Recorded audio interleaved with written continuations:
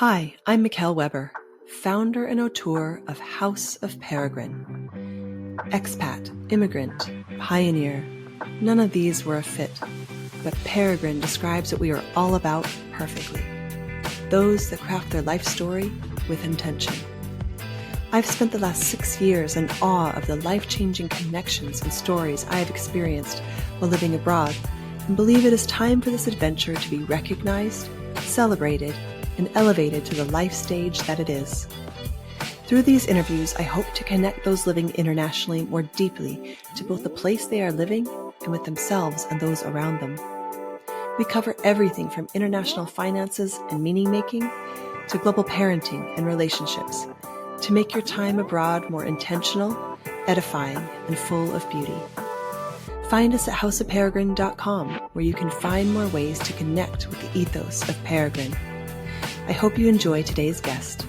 Let's get started. Hello, everyone, and welcome to the House of Peregrine podcast. Today, I am very excited to bring to you Melissa and Chris Bruntlett, who are not only reimagining how we move through cities, but are also challenging the way we think about urban life itself. Melissa and Chris Bruntlett are Canadian authors who are all about urban planning and transformation for vitality. Their work, both individually and together, focuses on making cities more livable, sustainable, and ultimately more human. Through their writing, research, and advocacy, they help city planners, policymakers, and everyday people understand how thoughtful urban design, especially when it prioritizes walking, cycling, and public transit, can foster stronger, healthier, and even more connected communities. Welcome, Melissa and Chris. I'm so excited to have you on today. Please give us just a quick intro of who you are. I am actually a fan of your work for a very long time, so I'm really excited to bring you to our podcast. But start out with, tell me a little bit about your story, how your international story started. Sure. Well, first off, thanks, Mickelle, for having us on the podcast. We have also been following along since we moved here and since you and I met probably 5 or 6 years ago now for coffee. Yeah, so I'm Melissa. This is Chris, if that's not clear. And we sort of started on this international journey in the around 2010 or so, or maybe a little bit before that, when we were living in Vancouver, Canada, and made the decision to sell our family car and use the growing cycling network, walking, and public transportation in the city to move around with our young family, and found out fairly quickly that people were quite interested in our story, simply because most people would see us cycling around with our kids who were 1 and 3 when we started, and being like, how do you make that work? How is that even possible? And yeah, took a chance on sharing our story on different platforms, and it just kind of exploded from there. Yeah, that's a very nice way of putting it. And I think with the benefit of hindsight, we could say this was always part of the plan, but we're always the first to admit this was never part of the plan. This was us following a passion and an idea of creating a better neighborhood in a better city, first in our hometown of Vancouver, and then elsewhere in Canada, and then elsewhere in North America, and then in cities around the world. With each opportunity that's come our way, we continue to pinch ourselves that our stage and our platform and our ability to have impact and influence continues to grow. But if you'd have told 23-year-old graduates, Melissa and Chris, that this is where we would have ended up 20 years later, we would have laughed at you. Yeah. Well, I think I connected with you. I think your kids are just slightly older than mine, but there was a little bit of a movement, and maybe you can tell me your inner journey of this. So my story was, I just lived in an urban center, Salt Lake City, when I had my first baby, and I was like, why do I have to move to the suburbs? Like, I don't understand. Like, life is actually set up really well here. My husband's office was right down the street from our house. It was like a little nest. Mm-hmm. That we could see each other during the day. He could come home.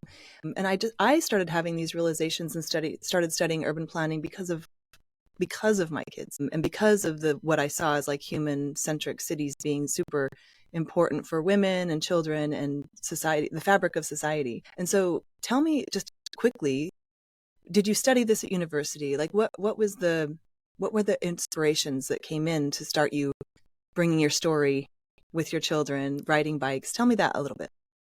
Do you want to start? Well, again, I mean, I guess you could say some of the skills that we learned in university led us to this point, but really, in the grand scheme of things, not, because I studied architecture, Melissa fashion. I mean, the way I describe it is I initially thought I was interested in the design of buildings and realized very quickly after graduating that I was more interested in designing the space between the buildings. But for us, it was always just about living and traveling to places with vitality. And we gave a presentation on this topic recently. We were asked to talk about this topic of vitality and looking back at our personal and professional journeys. This is the connecting tissue that has underlined a lot of our decisions about where to live or where to travel to. And ultimately, bringing us to the Netherlands and writing the books that we have is to share these stories of vitality and try to describe what that is and how it benefits the people of the city. So from East Vancouver to Delft and everywhere in between, this has really been a part of our lives, but never part of a classical traditional education, never really part of like I said, a master plan. This is just where our interests and our passions have organically taken us. Yeah. And I think, the kids definitely had an influence, but I think all along, we studied in university in Toronto, Ontario. So it's, it's kind of considered Canada's version of New York City. And from there, we decided, we're downsized to a smaller city at the time, but we still chose to live in the center. We still always chose to be in a place where we could walk easily, where we could connect with the local community. We weren't always having to be reliant on getting in the car, in part because that's how we grew up. We grew up in a traditional North American suburb. Counting down the days till we got our driver's license. Using public transport when we had to, but never really falling in love with it in the way that maybe we are now. And then, when we had our daughter, suddenly we started seeing the world a little bit differently, moving around with her, with a stroller or on a bike, with her in a bike trailer. And then again, when our son came along. And I think for us, it was, part of the reason that we started writing was to share this idea that people can live in centers. I mean, that's part of why we chose Vancouver and the neighborhood we did as well, because again, so walkable, so bikeable. We could get the kids to everything they needed without having to get in the car all the time. And I think that's that urban vitality that Chris talked about. That's what we've always sought in terms of where we live. It's, we joke that we never go on holidays to beaches and resorts because we want to see the urban fabric of other places. So we seek out cities to visit where we can enjoy that as well. So it's always been a part of the story that we're trying to share. Nice. I mean, I resonate so strongly with this. I mean, I've given a TED talk about a moment in a car when I realized the entire system was oppressing me. And then I tell this moment all the time of like realizing with 3 little kids in car seats, I was going to be in this car till they are 16, which at that time was 16 years from now. And realizing how that limited me and my choices as a woman. And not that I didn't want to be with them at their activities, but realizing just how, and I don't know if it's only for women, I think for men too, but as a woman, it made me realize in many ways, economically, mobility, the ability to work and to have my own creative pursuits, how it was limiting me to be in this car and spend this time in this car.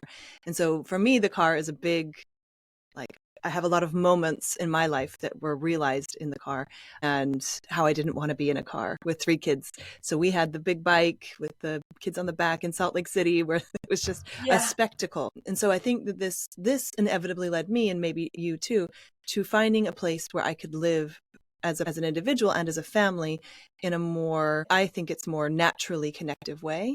And so that led us to Amsterdam and to the Netherlands because of the bike. And the bike is just simply an expression of the way the city expresses, if that makes sense. Yeah. And so for me, it was like a sign, like, oh, bikes. So it was like Copenhagen and Amsterdam were the 2 places we were looking at. Because I was like, the bike was the symbol of the caring that was taken for the social fabric, if that makes sense. And the independence. Absolutely. Yeah. And so for me, that was kind of the sign. But tell me the story about you guys. I mean, because your work started in Vancouver and then has evolved. So tell me, when did the first book get written, and then how did you evolve to the Netherlands?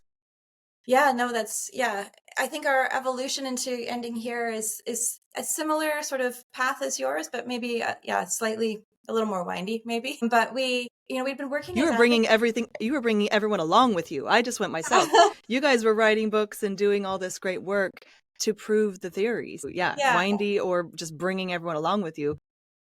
Yeah, it's an adventure, right? You want a good story. It has to be a good denouement at some point, but yeah.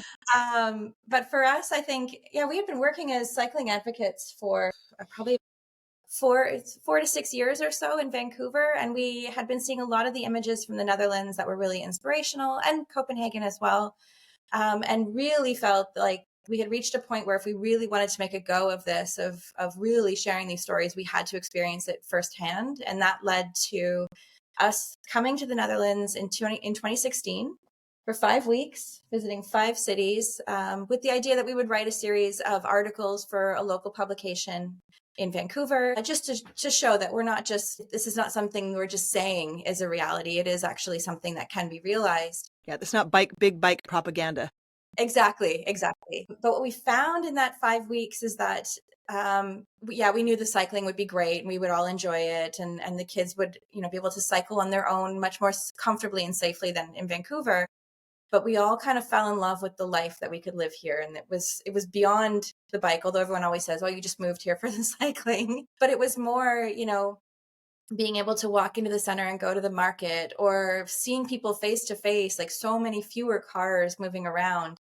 Giving the kids their first taste of freedom, which I think for us as parents, they were 6 and 8 at the time. Yeah. This light bulb moment where suddenly we let them walk to Vondelpark in Amsterdam from the apartment we were staying at, maybe 6 or 8 blocks away, and felt safe and capable that they would get there and back safely. Yeah. Whereas we'd never dream of doing that in Vancouver. And so again, it was much bigger than just the bike, but the quality of life that was offered in a place that just had fewer cars on the streets. Yeah. And then so from that, I said we were supposed to write 5 articles. Well, those articles, we wrote them and didn't feel like we scratched the surface on the story to tell. And that became basically the outline for the first book, Building the Cycling City, is, how did the Netherlands become cycling utopia? There it is. But also, with the help of our publisher, linking it to cities in North America that are doing it, because we always hear, and I'm sure Mickelle, you hear it as well. Yeah, but that's Amsterdam, or that's the Netherlands. Like, we can't do that in America. We can't do that in Canada. And we're like, well, we are doing it in our own way. And so that's how book number 1 came about. And then from that became basically our job interviews for the jobs that would bring us here in 2019. Chris for the Dutch Cycling Embassy, and then me for, at the time, Mobicon, which is a local consultancy that also works in Canada and the States. So, yeah. But it was really taking everything we had learned as storytellers up to that point and pouring it all into this book, in terms of the photography and the writing and the weaving together of a narrative of this future utopia of what's possible, but also practical examples of where it's happening. And the reaction to it was just incredible. I mean, again, we are so grateful to Island Press, who gave us this opportunity, a couple of nobody bloggers, bike advocates, to give us the opportunity to actually publish a book, and then to be invited around the world. We were speaking in Christchurch, New Zealand, and Brisbane, Australia, Bern, Switzerland, and to go on this global speaking tour. To tell the story of the Netherlands for it was quite surreal, and obviously led to these opportunities that we had working for organizations that were doing exactly that, promoting the Netherlands knowledge and experience, and exporting the best practices and the ideas to other places around the world. So it was quite a seamless transition from a couple of bloggers turned authors into now what has been our day jobs for 6 years, where we're actually kind of in the trenches, if you will, working directly with cities and decision makers around the world to make their streets more inclusive and equitable and less car-centric. Yeah, I want to ask you, what is the effect of bringing, why do cities want to bring in the best practices from the Netherlands? Tell me what that does economically. Why would this be a thing? And then second, why do you think the Dutch got it right? Those are 2 big questions, I know. Yeah. The second question is actually, I think it's a lot more complicated than I might make it sound, but it was a lot of happenstance. It was, the Netherlands was on the same trajectory as most North American cities, most other European cities. Cars were just the new toy, the new shiny thing, the innovation that was going to save It's like your cities. iPhone. Yeah, it's like exactly. your iPhone. Yeah. It was accepted as an inevitable part of progress Yeah. of urban planning, and there was very little resistance in other places around the world, but in the Netherlands, It was one they of those. fought back. Yeah. It was this, you saw this incredible rise in traffic fatalities and injuries because there were so many cars, where you had a culture that was already cycling everywhere already anyway, a lot of people walking around. So there was a lot of pushback and movement for that to make the streets safer again. Sort of the best icon or the most notable of that is the Stop to Kindermoord movement, which translates to Stop Child Murder, which was started by teachers and parents and advocates that, wanted to make streets safer for kids again, so they could walk to school without mom and dad having to always hold their hand. And then also you have the OPEC oil crisis and the Dutch government actually being quite proactive and saying, okay, every Sunday is a car-free Sunday. We're not going to drive. We're going to save whatever fuel we have. And then suddenly there's this moment, this light bulb for a lot of people that, our streets are meant for something more than just moving from A to B. They can be places to gather, places to connect. That the road safety crisis, together with this realization that the streets are meant for something more than just cars, sort of became the catalyst that would be 20 years of experimentation to get to where we are today. Yeah, so it's a difficult question to... No, but I think what the story you're telling is that they kept that. Well, and you see pictures, and this is something I didn't know. I'm American, and I came here thinking, it's always been this way. But then you see the parking lot that was the museum quarter. In my neighborhood, even, there were parking lots where now there are pines, where there are playgrounds, where there are things. And so there was a push for the car to take over, like everywhere else, like you're saying. And that's not a story you hear often. You just think, it's a European capital. They've always had this cultural understanding that you have to walk places. Yeah. Yeah. But that's actually not the case. They fought back. They kept that value. I mean, the wooden shoes have not stayed, they've let go of other things. And so it's not that but that social fabric or that meaning of streets having other things that are they're not just portals from one place to another, is super important. And it's a little bit what I think other places are coming back to. Streets are important. Human scale streets are important. Yeah. And so when we're asked this question, and we kind of try to describe, well, what are the cultural traits of the Netherlands that caused them to prevent the car from taking over in the cities? And I think it's really two things. There's an inherent stubbornness not to accept the common wisdom and to push back against, again, this kind of acceptance by elected officials and economists and decision makers that the car was an inevitable part of progress. The population stood up to that idea and said, no, we demand something different. And then they really, that's not enough to just do that. You have to mobilize and actually create political change. And that's really what they did. The families, the parents, they formed these coalitions and really mobilized behind the politicians that were willing to make change happen. And everything we're seeing in 2025 around changes to streets, like backlash from business owners and death threats to elected officials and controversy. And this all happened in the Netherlands as well, 40 or 50 years ago. The key difference is they pushed through the controversy. They recognized that it was only a small segment of society that was pushing back against this idea. And they really had, through the consensus and coalition building, a quiet majority behind them. Just over 50%, that's all you need to get something done in this country, again, because of the culture of the polder model, which is decision-making through consensus and bringing all these various stakeholders from the city together to come up with a common vision. And so at the end of the day, they're one of the few countries in the world that avoided this fate. And as Melissa said, for decades, they've gone through trial and error and establishing best practices. And now they're kind of at this point of leadership and responsibility, we feel, to share those ideas and best practices to other cities and countries that are just coming to similar inflection points and recognition that the car can no longer continue to dominate, but they're 50 years behind. So the Netherlands obviously has a lot to teach them, so they can skip the error part of the trial and error, go straight to the stuff that works, and hopefully go at this at a very accelerated manner. Yeah, and I think that I live in the center of Amsterdam, where air quality standards. I think very people realize that the EU has very strict air quality standards that they're trying to meet.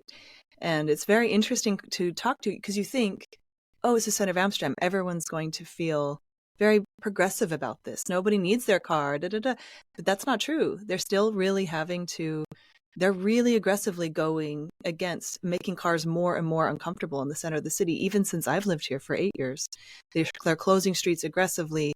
They're definitely making it's a value, but not everyone is like, it's not all rainbows in the political sphere for what they're doing to do, especially in the center of Amsterdam and maybe other centers in the Netherlands. But it pays off. And in my discussions with people, I'm like, well, I mean, if you live here, they're kind of doing you a favor. Well, but you don't. A practical example of that, which we share in the second book, Curbing Traffic, is we didn't know this at the time, but the main market square in Delft here, this beautiful historic square that was the home of the fruit and vegetable market twice a week, was a surface parking lot for cars as recently as the early 2000s. And the idea of making it car free was met with such fierce resistance from the business owners in that square, because they were afraid they would lose customers, that it took a single vote on council, and a pilot project, a 6-month pilot project, to try it with half the square for half the year.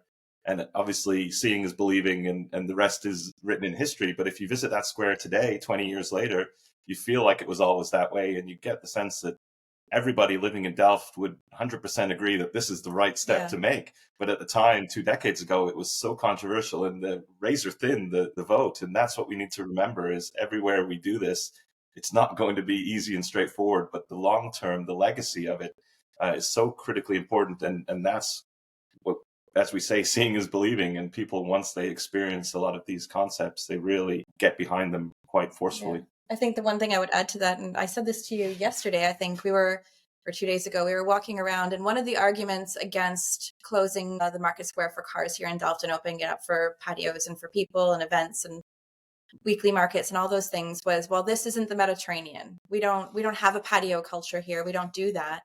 And then we're walking around, these last couple of days where the temperature is, it's a colder spring temperature at the moment, a little bit rainy, and the patios are full. And the moment the sun is there, like everyone is facing the sun, enjoying a coffee or a beer or whatever.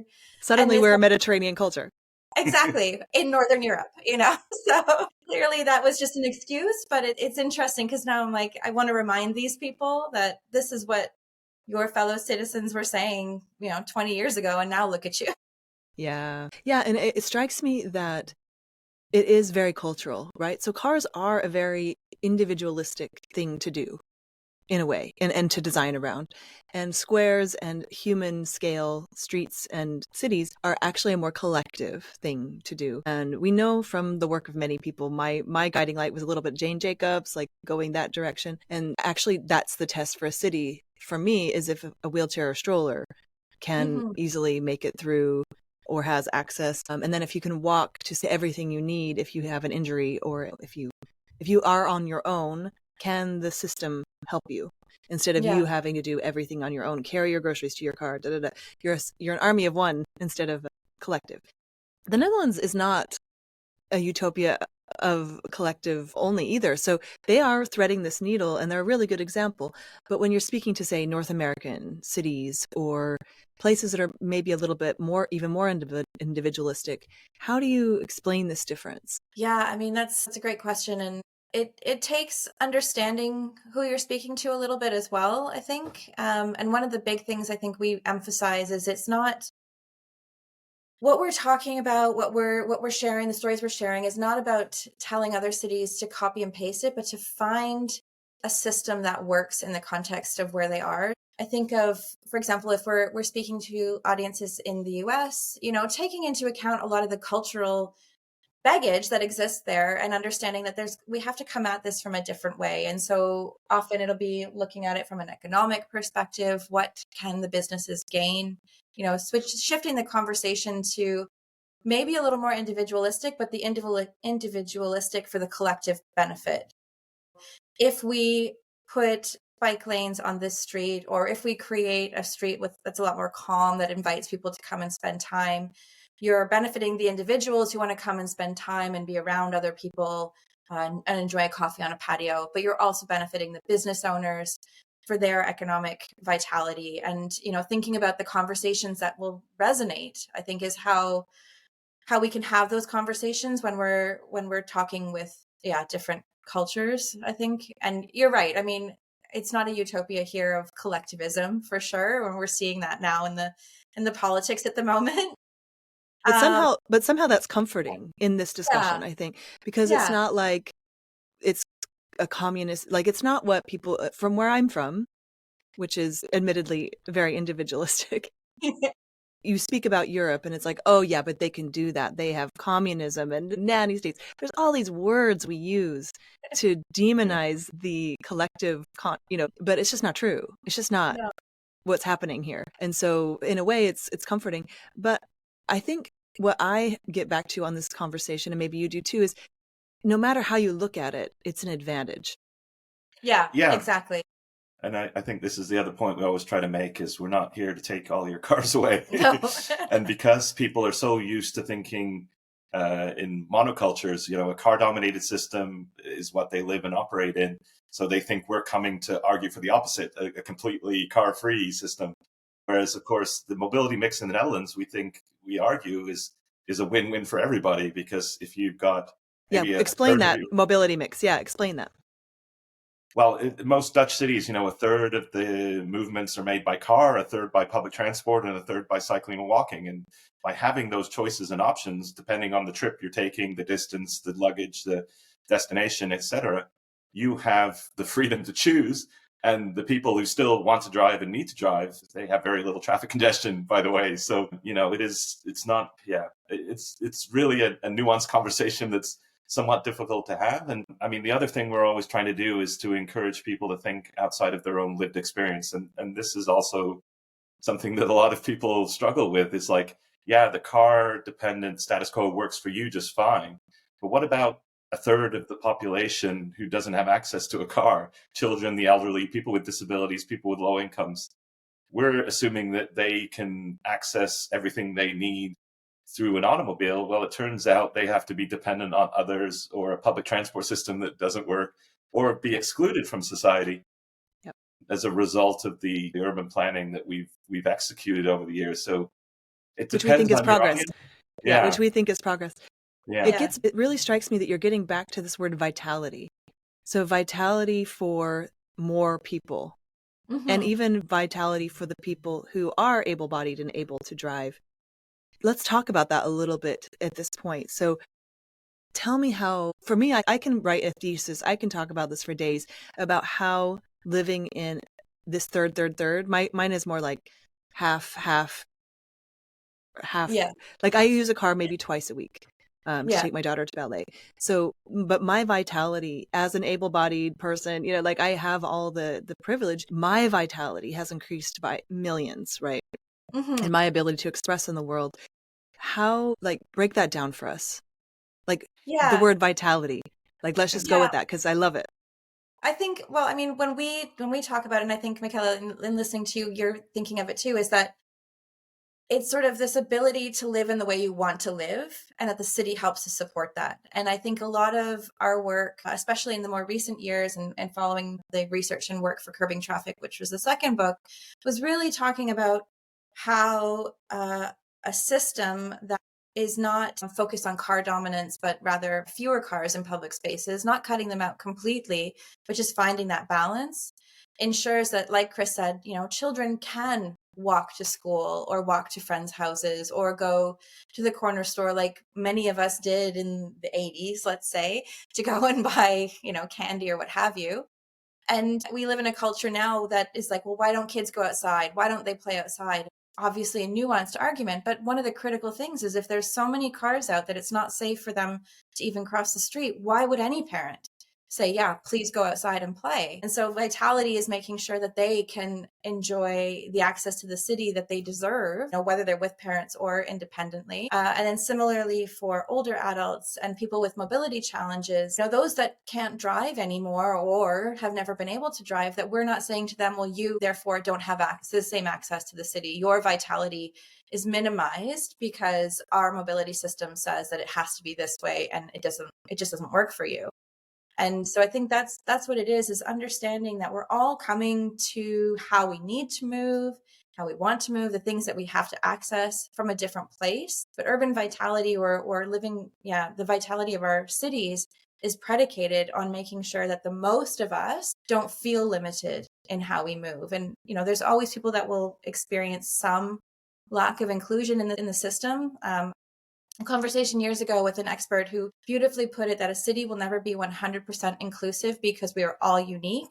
What we're working towards is that the most of us feel that we're not excluded from the system as well. And I think for me, that's what vitality is ensuring that the most of us have as much access to the things that we need in our daily lives and the things that bring us joy, that we can possibly achieve just, through small and big action. Yeah. And it strikes me that it's not no cars, it's yes vitality.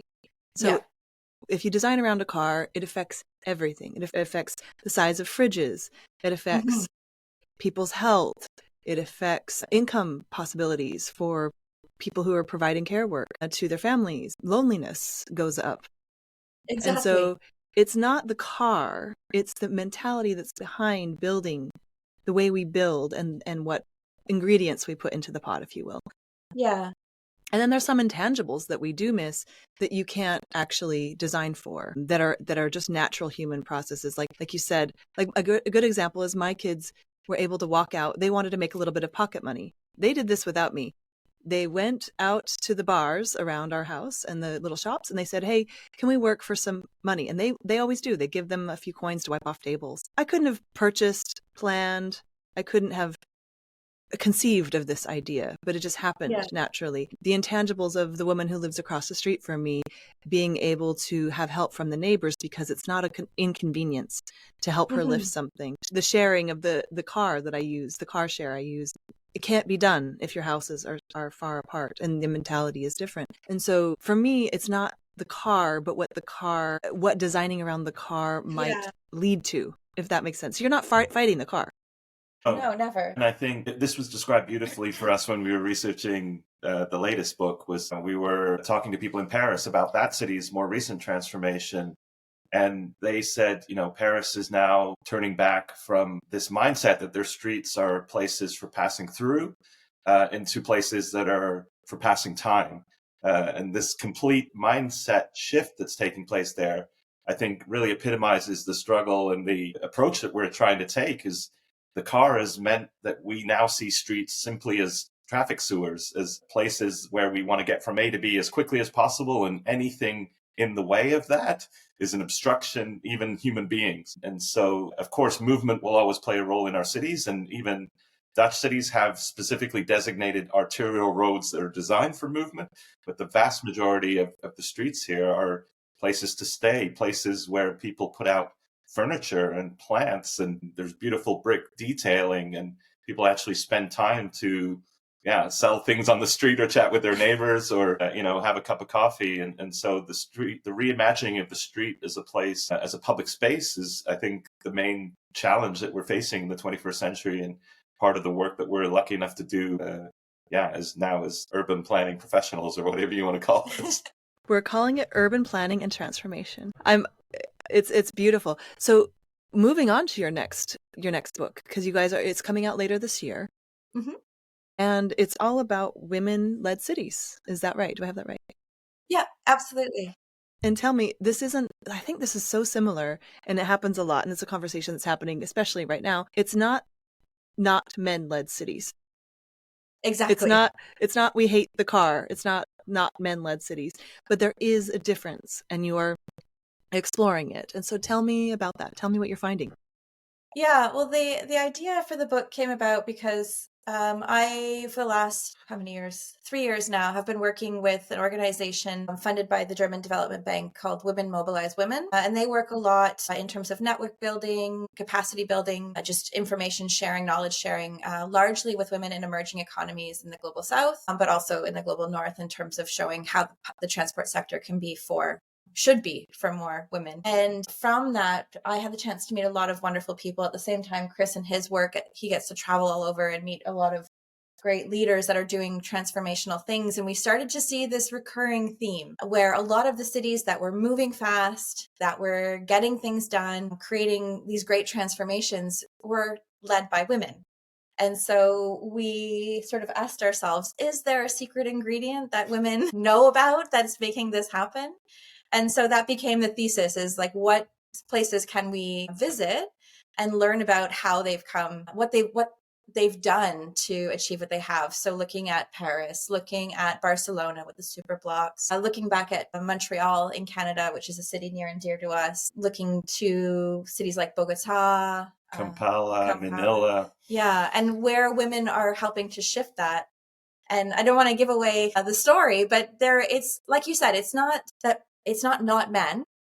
The characteristics and the things that these women leaders have shown in terms of what they were able to do to achieve change, to achieve positive impact from the city leading level, but also from the advocacy level as well. They're characteristics that anyone can achieve. And often it comes down to leading with things like empathy, of, making sure we're having conversations and, coming back to what we talked about earlier, this polder model of building consensus. That's how we can achieve the changes that we want to see in our city that benefit the most people, that are not about removing all the cars on the streets, but rather making sure that all of us can, enjoy the spaces equally. And so that's sort of what we try to unpack, while also sharing the stories of transformation, whether that's developments of school streets or more open streets programs, or building advocacy to create a cycling network where one didn't exist before, to ensure that those people that can't afford to drive or spending hours in public transport to reach work have another choice. We hope it inspires people. We have some takeaways at the end of what we think some of those magical ingredients are. Again, I emphasize they're not female only traits, but yeah, we're quite excited to share it with the world and see, if it helps to spur more change. Yep. And so I want to bring that through. So these women are embodying these traits right now in different cities around the world, and you're finding the connections between them, right? And that's really beautiful. Also, look up my hometown, Erin Mendenhall, mayor of Salt Lake City. She's fighting the good fight in a very interesting place where the city wants to do things that the state will not. So that's a super interesting one. So I'll plug her. But what I want to bring through is that when you're choosing a city to live in, if you are, there are some traits. If you want to live in nature, you have that value. You would go to one of like Mexico, or, there's lots of places around the world where you can be immersed in nature on the beach. There's a value. But like you said, and maybe a little bit like me, you vacation to cities and then see how human they are. And for me, that leads to the question of, how can people gauge the livability of a city? I know I have my ways, but for me as a woman, and a woman of a certain age who still wants to be in her career with kids and wanted to learn another language, Amsterdam was the perfect city for that, because I can see my kids a lot, be in their lives, be in a really crazy career leading a tech company. So living every facet of myself at a very high, high level. So that was my choice. But when you're gauging the livability of a city, bikes are one thing. And I know you guys are really into bikes, but so much more. How do you gauge how your vitality would fare in a city if you're looking for a place? Yeah. I mean, I think it's a very, we talk about the collective and working all together, but it is a very individualistic thing. It's, what do you value? And I think a lot of the work that we do, the workshops we have, is asking people, what is it that you value? What do you value of this space? And then, how do we achieve that?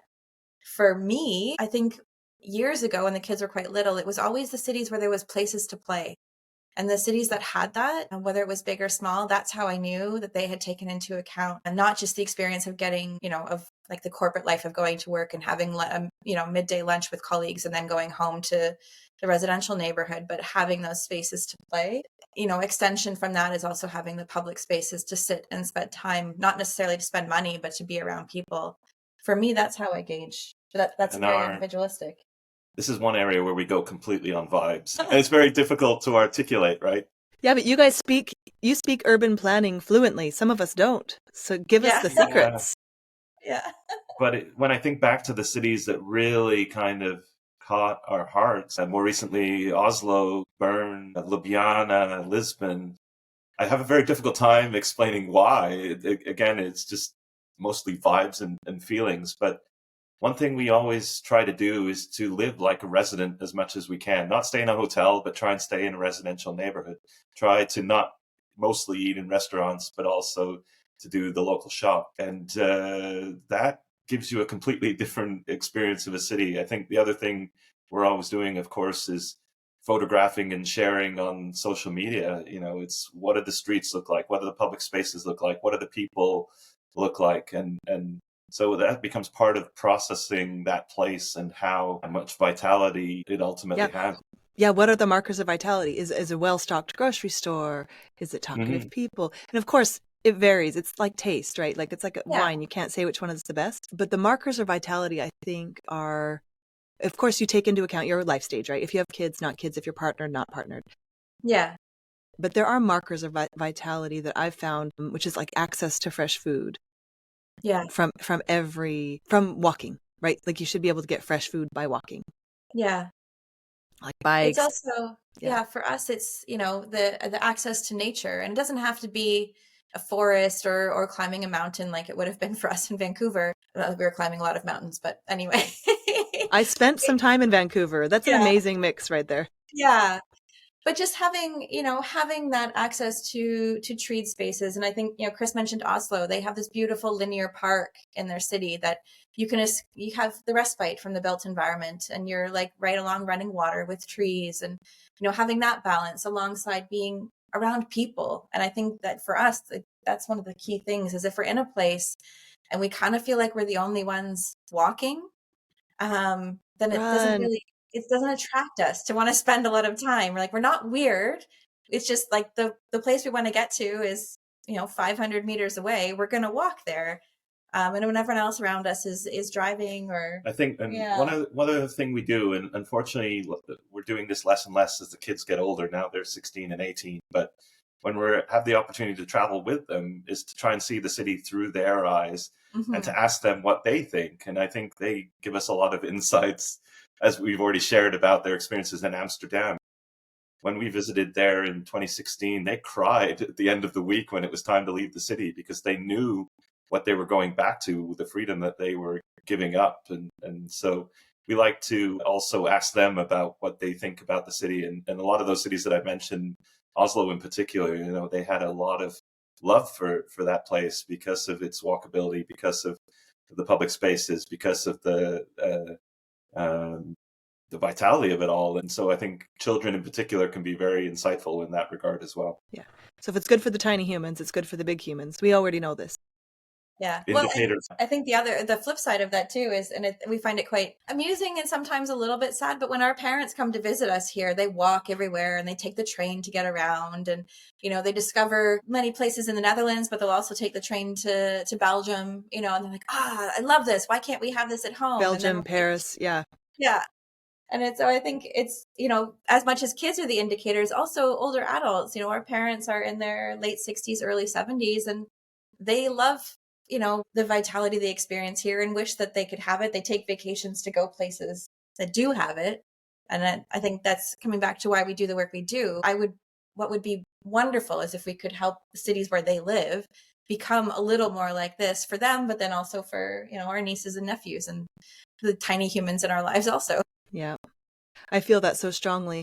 And North Americans always pine about Europe and how the food's so good and and it's such a good story to tell that this is not faded. This is not ages old. This is deliberate action. And of course they've had their misses. I mean, there's an airport right next to Amsterdam. We all know, like there's lots going on. It's not a utopia, but I think that's a really beautiful notion that you want that for your parents, and even in their own way in North America.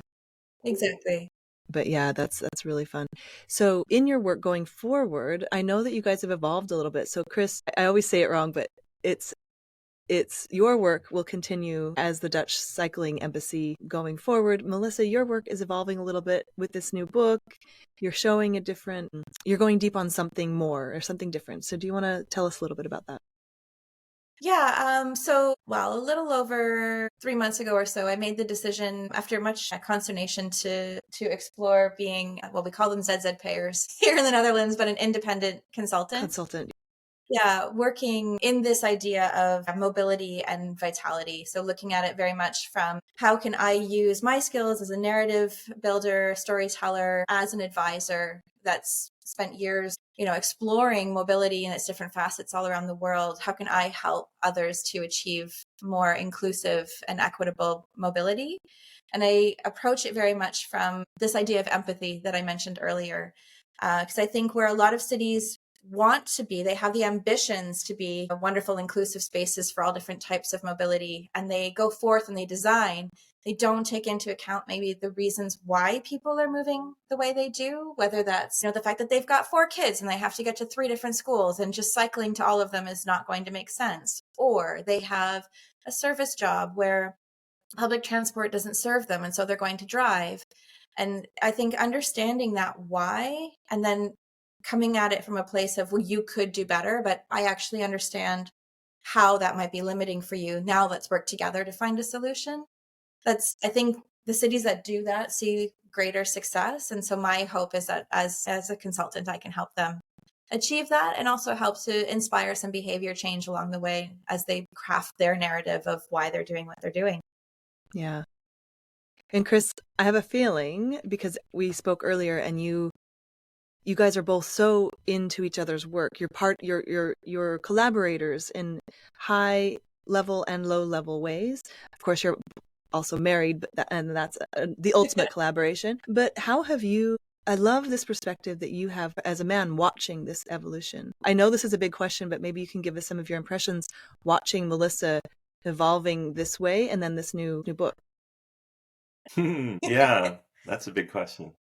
I mean, I saved it for last. Yeah, where do we even go there? Somewhere positive. She's like, don't say the bad stuff. No, well, I'm obviously Melissa's biggest fan and best hype man. And I think since we moved to the Netherlands, I've watched her in various ways be undervalued by her employers. I think in the world of traditional consultancy, there's very much a focus on billable hours and creating a profit for the company. And I think, unfortunately, a lot of what the value that Melissa brings and the value that I bring to my organization, but I'm lucky enough to work for a nonprofit, is really intangible. It's the storytelling aspect and networking aspect that is very much with the long game in mind. We're forming relationships with individuals and organizations that may come to fruition 5 or 6 years from now, and you can't put a number or a where does that go on the spreadsheet? Yeah. And so I've watched, Melissa take the stage as a twice published author and a keynote speaker, and then her organization kind of just shrug their shoulders and go, yeah, but what has that done for us lately? And so I think, and continue to be very supportive of this step out onto her own, because suddenly she's doing it for herself rather than for somebody else's benefit who undervalues or doesn't appreciate it. And so, it's, I think, quite special to see it, but also to play a little role in that as her co-collaborator and co-author. And she's also, now an expert within the Dutch Cycling Embassy network. So when I'm working on workshops or study visits or other knowledge exchanges, she's one of the 100 or 200 experts that we draw from for those types of activities. And so our paths cross still through our day jobs in very interesting and exciting ways. We just were lucky enough to travel to Miami together 3 weeks ago to do a couple of workshops and a keynote presentation, which was only the second time that we stood on stage together in front of an audience, the second time in 2 years. What started out, we did this all the time during the first book, has become less and less lately as our individual day jobs kind of don't diverge, but maybe run parallel to each other a little bit. So yeah, at the end of the day, I think we very much have the same mindset and the same skill set. I just really lucked out in terms of working for the Dutch Cycling Embassy, and that I don't have to count my billable hours and provide this economic return to my organization. And now I think Melissa can really focus on having an impact and, like I said, doing it for herself and has nobody to impress, but well, maybe me a little. Yeah. Can I tell you what I see? I see two people who are making incredible impact by allowing each other to grow and supporting each other and affecting the collective. And it very much follows your work in the cities, what you're doing on your own. So this collective bend, this seeing the intangibles, these are all what informed your work that you do in your professional lives, but also a 20-year relationship where you're both growing and evolving and affecting the collective in such massive ways is the ultimate collaboration. And so I think it's really beautiful. And I don't know if I've nailed it, but that's what I see when I look at both of you and the work you're doing in the world and your relationship. That I don't know you very well, but I think I can glean. So it's a love story that's really beautiful that you have with your work and each other. So congratulations.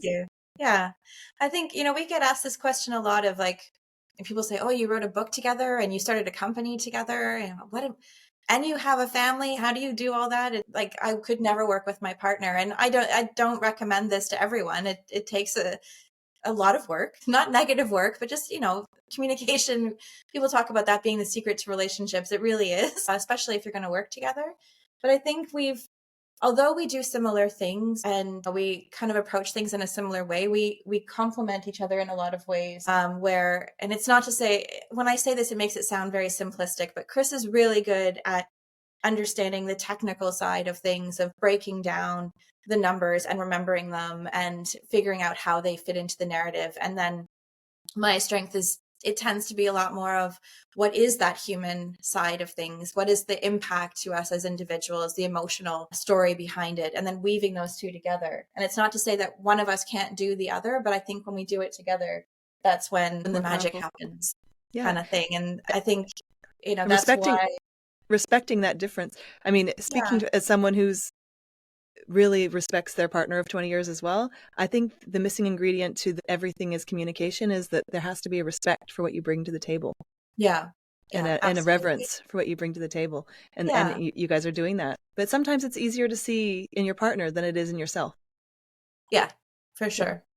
Yeah. Oh, and I think we both still have moments of self-doubt and that imposter syndrome. And that's good. Here, people around us saying, wow, I can't do that. And we're like, no, fake it till you make it. That's how this goes. Yeah. It's not just a saying. It wouldn't be growth if it weren't uncomfortable. Exactly. Yeah. And I think there's a suitable level of humility that's okay. But I think having some humility of knowing that, okay, maybe I don't have the right answer yet, but I'll figure it out as I go, I think has been part of what's made this successful for us, is understanding we don't have all the answers and there's always room to grow and always people to learn from. And you're asking that of the collective. You're asking what you yourselves of what you're asking of cities and municipalities and individuals is and lastly, progress isn't always linear. Yeah, exactly. And progress isn't always progress. I think that's a word you brought up earlier, Chris, that I really wanted to just make sure a thing under is the car was seen as the ultimate progress. Mm. And now we're seeing in relationships, in cultures, in everything, progress isn't always what we think it is. Yeah, absolutely. And sometimes the most innovative thing you can do is revisit old ideas and technologies. And that's kind of also part of the story we tell, because if you go to these big tech conferences on the future of mobility, you see these futuristic renderings of autonomous cars and flying cars, and this is seen as inevitable. And for us, it's we haven't taken into consideration the impact or the reality of having thousands of drones flying in the air, or everybody living and sleeping and working in their cars. Yeah. What about the other technologies? I have this conversation with my partner all the time. I'm like, oh no, that's a technology. It's a human technology. And he's like, he's a tech guy. So he's like, that's not technology. So we've had this conversation over the years. Yeah. No. There's a lot of technology that we use all the time that is intangible. Mm-hmm. So Yeah. you can't really say technology is one thing, but human technology is the intangible stuff that you guys are accounting for. It's invisible, but it's there. Yeah, and I mean the irony of all of those, like this automotive innovation that's happening around us, is that at the end of the day, even the people that are creating these new physical technologies or this new innovation for the future, all they want is still that social connection in some way, shape, or form. And they're still traveling to the European piazzas and saying, "Oh, I love it here. Why can't we have this?" It's like, well, we can have a balance of both. And I think that's it's always this irony of looking to innovation for innovation's sake. Well, how can we have innovation alongside respecting what it is that we want, what it is we value in our daily lives, the connection, ability to be in nature, the ability to have interesting spaces around us that we can enjoy as opposed to just passing through, as Chris said. Yeah, it's not a luxury. No. To enjoy your life. Exactly. Guys, we asked a lot of big questions today. Thank you so much for going on this journey with me and giving us insight into your work, but also as a way of actually realizing vitality in not only your individual life, but as a collective. I love what you're doing. I hope to follow along. Can't wait till your book comes out. I'm a super fan, and we'll let our listeners know when that comes out. Is there anything else we didn't cover that you want to say to our listeners? No, I just wanted to riff a little bit on what you just said, because vitality shouldn't be a luxury. And I think particularly in North America, we've built so few places that have vitality that they are seen as a luxury. They're seen as elitist, and often when we go to a city and start talking about walking and cycling, it's like, yeah, but that's only for the privileged few that can afford to live in those types of neighborhoods. And our answer to that is, okay, well, we need to make more places walkable and bikeable. And so this idea that the cheapest, most accessible forms of transportation are somehow elitist is kind of, it gives you an indication of how messed up things have become. And hopefully we can continue to change that narrative, that this is the most egalitarian, these are the most egalitarian forms of transport in city building. And it really is the car that is elitist at the end of the day, because it is so expensive and inaccessible to a lot of people, and creates cities that are expensive and inaccessible to a lot of people. Yep. I love it. All right, you guys, I could talk to you for hours. Let's drink on a terrace in a very non-elitist way next time you're in Amsterdam. Sounds great. But yeah, thanks for coming on. And thanks everyone for joining us. Please feel free to follow along and find out more from Chris and Melissa at their website. We'll put all the details below. And thanks again for joining us. Thank you for having us, Mickelle. Okay, that's it for today. I hope you've enjoyed our show. For the latest insights on living internationally, join us at houseofperegrine.com to find out how you can connect with our community. Let's craft our life story with intention together.